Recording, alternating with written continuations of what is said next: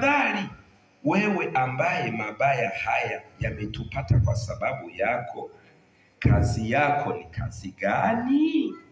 Bwana Yesu asifiwe sana. Nawe umetoka wapi? Nchi yako ni nchi ipi? Bwana tusaidie sana. Nawe mtu wa kabila gani? Akawaambia, mimi ni Mwebrania, nami namcha Bwana Mungu wa mbinguni aliyeziumba bahari na nchi kavu. Ndipo watu wale wakaogopa mno, wakamwambia, ni jambo gani hilo ulilotutenda? Kwa maana watu wale walijua ya kuwa amewajulisha. Basi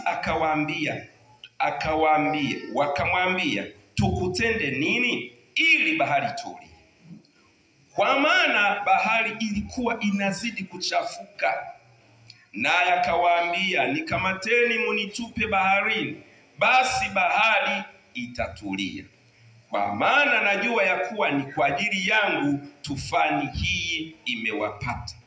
Lakini wale watu wakavuta makasia kwa nguvu ili wapate kurudi pwani, wasiweze, kwa maana bahari ilizidi kuwachafukia sana.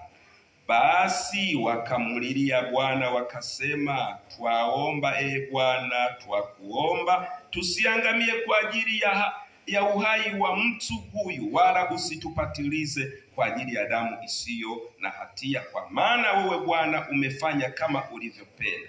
Basi wakamkamata Yona wakamtupa baharini, nayo bahari ikaacha kuchafuka. Ndipo wale watu wakaogopa kwa mno, wakamtolea Bwana sadaka na kuweka nadhiri. Bwana kaweka tayari samaki ili ammeze Yona, na Yona akawa ndani ya tumbo la samaki. Bwana Yesu asifiwe sana. Bwana atusaidie sana. Amen. Kidogo tu utanisamehe mtumishi wa Mungu, napenda sana kukutumia kwa mifano. Njoo mara moja.